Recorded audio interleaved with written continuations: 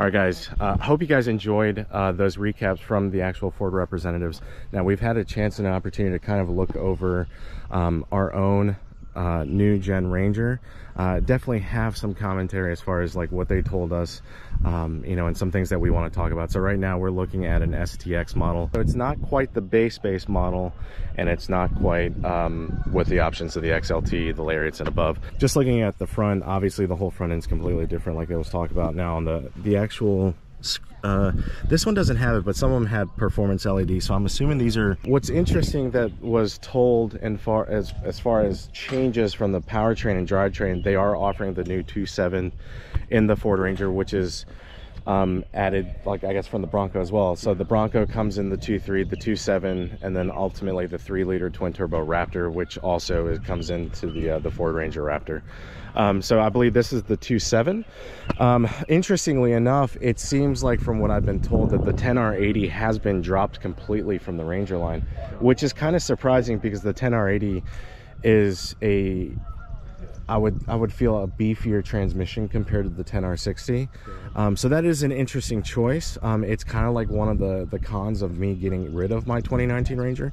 So let's go ahead and walk around and take a look at the interior, where I would say compared to the outgoing Ranger, the biggest change is from the inside. So let's go ahead and start by the door, right? One of the biggest changes that I noticed from my 19 from when I saw like a 2021 was when the door shut. So when the door shut, it's got a nice thud to it. More solid. So during the whole COVID times, there was a 21, 22 that I noticed when you shut the door, it had a loud cling to it. So mine has a little bit of a cling. So it seems like now it's got a nice clean thud to the door, even the back one. So it's really good to see. Now, if you take a look at the door profile of the new Ranger compared to the outgoing, ours is like way chunkier, right? It comes out a lot further. This one's got a more narrow profile to it. I would almost venture to say the door is thinner.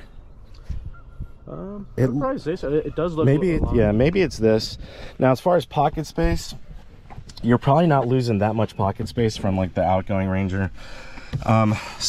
This one's got the harder plastic, but the XLT, the Lariat, and the other ones had the soft touch here. This one, yeah, so this, remember, this is an STX, so this is right under the XLT and above the XL model. Still really nice materials. Door switches, more of the modern Ford. So the biggest change is the interior. So on the interior, the key is in here, so I'll go ahead and just put it in accessory mode. I'll close the door so you don't hear that.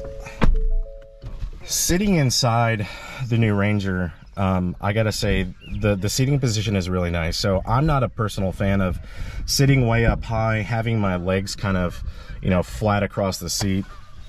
I'm really comfortable. So I'm right at 6 feet. I am 245 on a good day.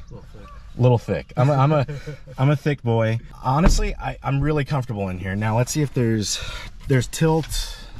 Pull this out. I like having the steering wheel a lot closer to me compared to some people. They like it like further in. Really nice. This is not the leather wrap steering wheel, but overall the shape inside is very close to the Explorer ST steering wheel that we have. You know, the small airbag, you got the radio controls, and then you got this. Now, the one plus that I noticed as far as more of the base model Rangers that you get, remember when Ford kind of included those little tiny screens? Yeah. Really, like those 3-inch, the days of those 3-inch screens are pretty much gone. So on the inside now, even the base models have these, what they say, 10 something? It was like 10.2 inch screen. And then 12. And then the 12s, yeah, kind of like, but they're still vertical. Now, as you saw earlier in the vid, when I told them to kind of turn the camera on, the biggest gripe that we had with the Explorer ST was that the camera angles, the way they showed the cameras, the long profile 360 view was like in a really small slit on the vertical screen, and then the rear backup was on the top, and then you had your controls. So it didn't really utilize the screens that well. Now, on this one with the 10 screen, I don't think we have cameras on this one. We might, maybe not. Let me do this. I'm gonna put it in reverse. So there's the screen. Okay, so there's the reverse camera. I think the tailgate might be down. Tailgate's down. But I would say this look right here is very similar to the Explorer ST style. Yeah, I've got my foot on the brake. All right, so we'll shut that off. So really nice digital display, which is really nice to see because the and it's got the annoying thing. All right, so it's actually got a digital display on the STX, which is really cool. I mean, I would say most people when they're buying a new Ranger, they're looking at, you know, an XLT STX style. They're not going to get all the bells and whistles because they're probably going to go aftermarket. So for more of a base model like this, you are still getting a lot of features. I would say you don't get the speakers up here. You're probably getting the standard type of speakers that in all the doors, your standard type of Ford equipment, which isn't bad. But I will say compared to the 2022 23 F-150 that I sat in, I really like how this one feels compared to that. The seat just didn't feel comfortable to me in the new F-150 compared to this Ranger. I've got a really good seating position. This one's got manual adjustments. It's pretty much the same adjustments that my 2019 has, but overall I really like the seating position. I can definitely probably take long road trips in this without, and that's the big thing too.